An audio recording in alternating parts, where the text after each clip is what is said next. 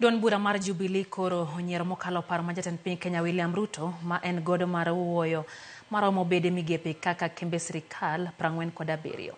Jagoro maduong' e duond burano Jeremiah Kioni olero ni Ruto ok ong'eyo gima wacho wira ni bede migepe go inyalo mana kethi kokalo e od bura to ok kokalo e dwaro mar Ruto.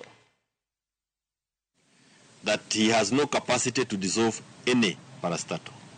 All these parastatals have been established through an act of parliament, and it is only by repealing the acts through parliament that such a promise can be made.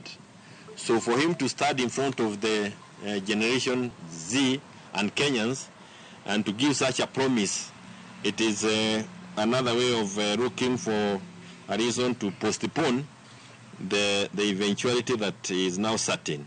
That eventuality is that Ruto must go, and where he goes is home.